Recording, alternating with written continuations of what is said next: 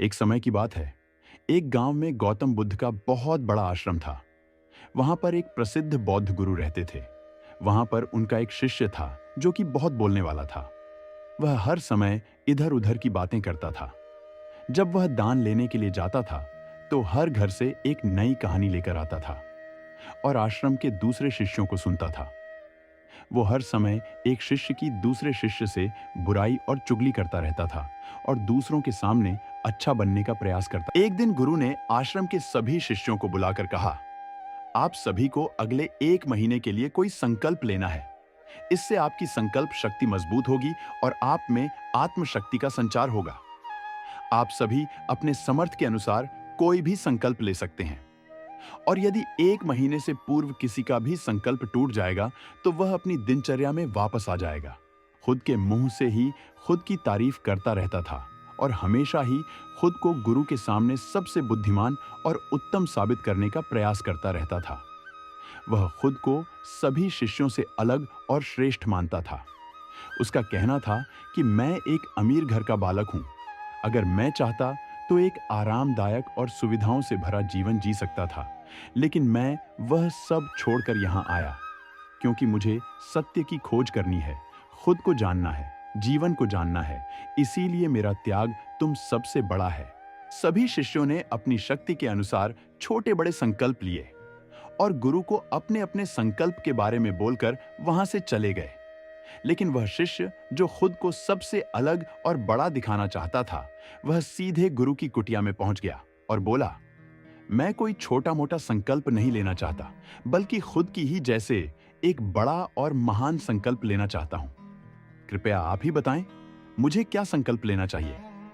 उसकी यह बात सुनकर गुरु मुस्कुराए और बोले, क्या तुम मेरे द्वारा दिए गए संकल्प को पूरा कर पाओगे? क्या तुम्हारे लिए उसे पूरा करना संभव होगा? शायद नहीं, वह तुम्हारे लिए संभव नहीं है। तुम उसे पूरा नहीं कर पाओगे, इसीलिए तुम खुद ही कोई संकल्प ढूंढो। शिष्य ने कहा, नहीं गुरुदेव, आप जो भी संकल्प मुझे देंगे मैं उसे पूरा करूंगा। गुरु ने कहा, ठीक है, तो तुम अगले 1 महीने तक चुप रहो, मुंह से एक शब्द भी नहीं निकलो, यही तुम्हारा संकल्प है। शिष्य ने कहा, गुरुदेव, यह भी कोई संकल्प है? यह तो बहुत ही आसान है। 1 महीने तक चुप ही रहना है। आप कोई बड़ा संकल्प दीजिए जो मेरी योग्यता के लायक हो, जिसे पूरा करने में मुझे समस्या हो। गुरु ने कहा, पहले तुम यही संकल्प को तो पूरा करके दिखाओ। शिष्य ने गुरु की बात मान ली और वह इस समय चुप हो गया और पलटकर कुटिया से बाहर चला गया। पहले उसे चुप रहना बहुत आसान लग रहा था। उसने एक दिन तो जैसे तैसे चुप रहकर काट लिया, लेकिन दूसरे दिन से उसके मन में ना बोलने का बोझ बढ़ने लगा। तीसरे दिन उसे भारीपन महसूस होने लगा और चौथे दिन उसके अंदर एक अजीब सी बेचैनी होने लगी, क्योंकि आसपास आश्रम के सभी शिष्य एक दूसरे से बातें कर रहे थे। ये देख वह पूरा दिन उदास रहा। इसी तरीके से कुछ दिन और बीते और वह शिष्य बीमार पड़ गया। उसका सर फटा जा रहा था। उसका खाने पीने तक का मन नहीं कर रहा था। वह सिर्फ बोलना चाहता था। वह गुरु के पास गया और उनके सामने बैठकर लिखकर उन्हें बताया, गुरुदेव, मैं बोलना चाहता हूँ, मुझे सांस नहीं आ रही, मेरा दम घुटा जा रहा है, मैं अंदर ही अंदर पागल हुआ जा रहा हूँ, मैं क्या करूं, संकल्प तोड़ दूं क्या? यह पढ़कर गुरु मुस्कुराए और बोले, संकल्प तोड़ने के लिए ही होते हैं, लेकिन जो अपने संकल्प को पूरा कर लेता है वही अपनी आंतरिक शक्ति को बढ़ाता है, और जो अपनी आंतरिक शक्ति को बढ़ाता है वह समाज की कल्याण करता है। संकल्प का लेना भी तुम्हारे हाथ में था और इसे तोड़ना भी तुम्हारे ही हाथ में है। तुम्हारे बहुत से भाई अपने संकल्प को तोड़कर अपनी पुरानी दिनचर्या पर वापस आ चुके हैं। अगर तुमसे नहीं हो पा रहा तो तुम भी संकल्प तोड़कर अपनी पुरानी दिनचर्या पर वापस जा सकते हो। लेकिन याद रहे, अगर आज तुम इस छोटे से संकल्प को नहीं संभाल पा रहे तो तुम अपनी बाकी की पूरी जिंदगी को कैसे संभाल सकोगे? बाकी फैसला पूरी तरह से तुम्हारे हाथों में है। गुरु की यह बात उस शिष्य के दिल में चोट कर गई। वह बिना कुछ बोले वहां से वापस चला गया और खुद को अपनी कुटिया में बंद कर लिया। वह केवल अपने जरूरी कामों के लिए ही कुटिया से बाहर निकलता था। बाकी सारे समय कुटिया के अंदर ही बैठा रहता। 15 दिन बीत चुके थे और आश्रम के लगभग सभी शिष्यों का संकल्प अब तक टूट चुका था, लेकिन उसका संकल्प अभी भी जारी था। संकल्प लेने के बाद से अब तक उसने एक शब्द भी नहीं बोला था। सारा आश्रम हैरान था कि इतना बोलने वाला इंसान चुप कैसे हो गया। 15 दिन बीतने के बाद वह दोबारा अपने गुरु के पास गया और लिखकर बताया है, गुरुदेव, मैं बाहर से तो चुप हूँ, लेकिन मेरे भीतर बहुत सी आवाज़ है, बहुत सी चीज़, पुकार और शिकायतें हैं। मैं अंदर ही अंदर बात करता रहता हूँ। मेरा मन तरह तरह के प्रश्न पूछता रहता है। मैं बाहर से जितना मौन हूँ, भीतर से उतने ही शोर शराबा से भरा हुआ हूँ। क्या इस तरह से मेरा संकल्प अभी भी जारी है? गुरु ने कहा, तुम्हारा संकल्प अभी भी जारी है, लेकिन जब तक लोगों की यह आवाज़ तुम्हारे कानों में गूंजते रहेंगे, तुम्हारा मन बोलता रहेगा, क्योंकि इसे तो आदत है बोलने की। तुम भले ही बाहर से चुप रहो, लेकिन तुम अंदर ही अंदर बोलते रहोगे। तुम्हें इन बातों से, इन आवाज़ों से दूर जाना पड़ेगा। शिष्य गुरु को प्रणाम कर वहां से चला जाता है और सुबह होते ही अपनी कुटिया छोड़कर जंगल की तरफ चला जाता है। कई दिन बीत जाते हैं, संकल्प का समय भी पूरा हो जाता है, लेकिन शिष्य लौटकर नहीं आया। आश्रम में सभी को डर था कि कहीं उसको जंगली जानवर ने खा न लिया। उसे ढूंढने की बहुत कोशिश की गई, लेकिन वह कहीं नहीं मिला। सभी गुरु भाइयों ने मान लिया था कि जंगली जानवरों ने उसे अपना शिकार बना लिया है, लेकिन गुरु को ऐसा नहीं लगता था। एक दिन आश्रम का एक अन्य शिष्य गुरु के पास आया और बोला, गुरुदेव, हमारे उस अधिक बोलने वाले भाई के साथ क्या हुआ होगा? क्या जानवर ने उसे मार दिया होगा? गुरु ने कहा, हो सकता है कि जानवरों ने उसे अपना शिकार बना लिया हो, लेकिन उसके न लौटने की एक दूसरी वजह भी हो सकती है। शायद उसे वह मिल गया है जिसके लिए वह गया था। फिर शिष्य ने पूछा, गुरुदेव, क्या ज्यादा बोलना इतना हानिकारक होता है? गुरु ने कहा, इंसान के जीवन के बहुत सारे दुखों में से एक दुख यह भी है कि वह कभी चुप नहीं रह सकता, हमेशा कुछ ना कुछ बोलता ही रहता है। सिर्फ हमारे बोलने के कारण हमारे आधे से ज्यादा दुख पैदा होते हैं। परिवार के अधिकतर झगड़ों की वजह हमारा बेमतलब बोलना ही होता है। हम में से कोई भी चुप नहीं रहना चाहता, हम बस सामने वाले को सुना देना चाहते हैं। जो भी हमारे मन में है सब निकालकर उसके मन में बैठा देना चाहते हैं। उसे समझा देना चाहते हैं कि देख, तू गलत है और मैं सही। और इस तरीके से सब एक दूसरे की सारी गलत बातों को ग्रहण कर रहे हैं। इस तरीके से सुनने और सुनाने का यह काम जिंदगी भर चलता रहता है। लेकिन इस नासमझी में हम अपना समय, अपना जीवन, अपनी समझ और सबसे महत्वपूर्ण वक़्त को हम खो देते हैं। लेकिन इसके बदले हमें मिलता क्या है? कुछ नहीं, सब व्यर्थ और बर्बाद हो जाता है। इस पागलपन में हमने क्या खो दिया? इसका एहसास केवल कुछ ही लोगों को हो पता है। बाकी लोग जैसे उन्हें अपने आने का पता नहीं, वैसे ही उन्हें अपने जाने का भी पता नहीं चल पाता। शिष्य ने कहा, तो फिर इसका समाधान क्या है? गुरु ने कहा, पूरी जागरूकता के साथ अपने विचारों को देखना ही एकमात्र तरीका है। सारी मानसिक समस्याओं का वर्तमान में रहकर चिंतन करना, पूरी जागरूकता के साथ अपना काम करना जिंदगी में चमत्कारिक बदलाव ला देता है। उसके बाद वह शिष्य गुरु से अपने प्रश्नों का उत्तर प्राप्त कर उनको प्रणाम करके वहां से चला गया। उस शिष्य को आश्रम छोड़कर गए हुए 3 महीने हो चुका था, लेकिन उसकी कोई खबर न थी। तब तो सभी गुरु भाइयों ने भी उसके वापस लौटने की उम्मीद छोड़ दी थी। लेकिन एक दिन वह आश्रम लौट आता है। उसे देखकर सभी के आश्चर्य और खुशी का ठिकाना न रहा। लेकिन अब वह वैसा नहीं था जैसा गया था। वह बिल्कुल बदल चुका था। वह कुछ और ही बनकर वापस आया था। उसके अंदर एक गजब का बदलाव महसूस किया जाता था। उसके चेहरे पर एक गजब का ठहराव और आंखों में बनी शांति थी। आश्रम में आते ही सभी गुरु भाइयों ने उसे चारों तरफ से घेर लिया और बातें करने लग गए। वह भी अपने गुरु भाइयों से बातें करने लगा। उससे बात करने वाले सभी ने यह अनुभव किया कि अब वह पहले जैसा उतावला और बातूनी नहीं रह गया था। उसके मुंह से एक एक शब्द बहुत ही सरल और मधुरता के साथ निकल रहे थे।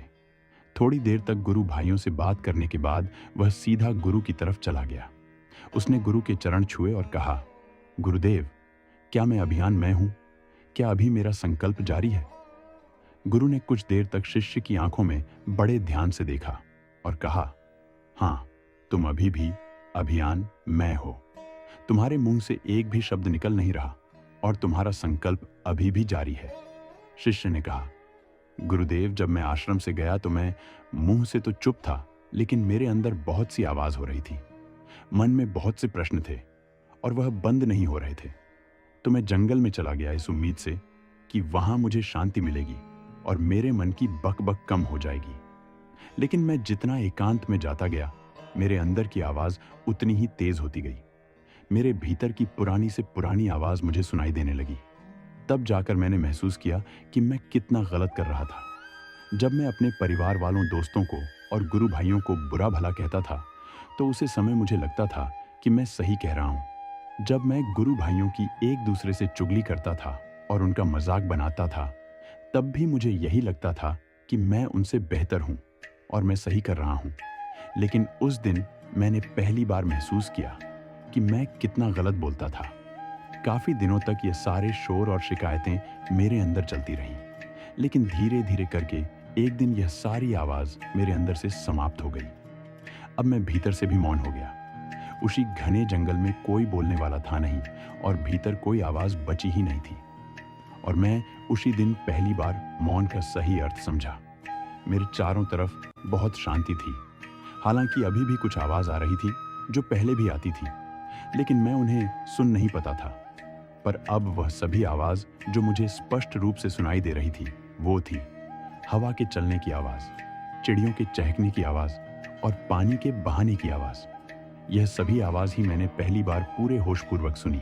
अपने चारों तरफ इतनी शांति मैंने पहले कभी महसूस नहीं की थी।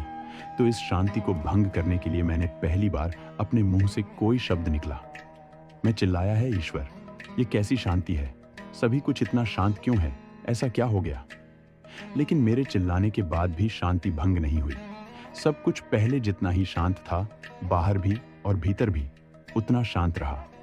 हे गुरुदेव, मैं अपने गुरु भाइयों से बात की, मैं आपसे बात की, मैं बोल रहा हूं, मैं चल रहा हूं, मैं सब कुछ देख रहा हूं, लेकिन मैं अपने भीतर एकदम एकांत और मौन में हूं।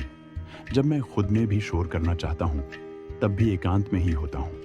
अब सब दिखाई पड़ने लगा है, सब सुनाई पड़ने लगा है। गुरु ने कहा, जब तक हम बाहर की तरफ बोलते रहेंगे, भीतर अशांति ही रहेंगे।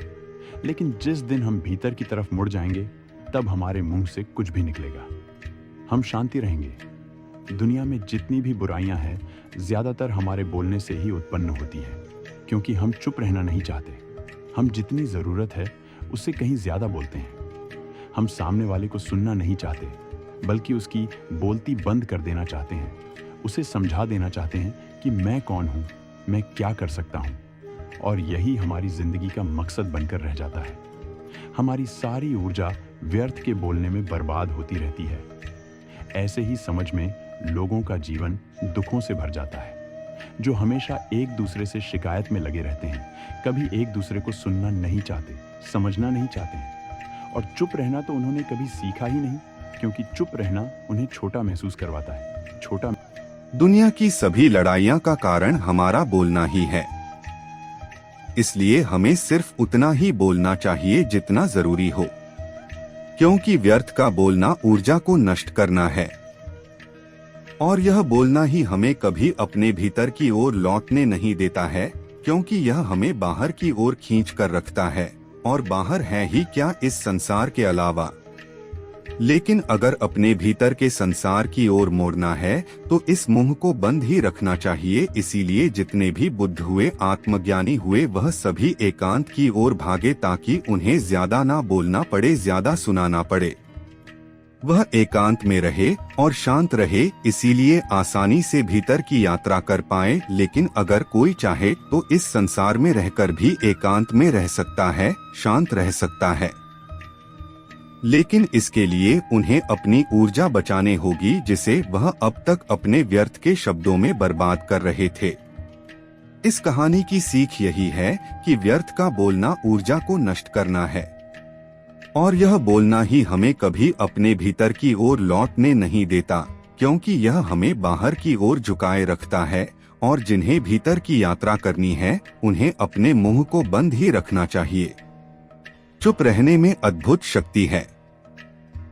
यदि हम सही समय पर सही शब्दों का प्रयोग करें, तो हम अपने जीवन को सकारात्मक दिशा में बदल सकते हैं। मौन रहकर हम अपनी आत्मा की गहराई में जा सकते हैं और भीतर से शांति का अनुभव कर सकते हैं। इससे हम अपने विचारों और भावनाओं को साफ करके अपने जीवन को सकारात्मक बना सकते हैं।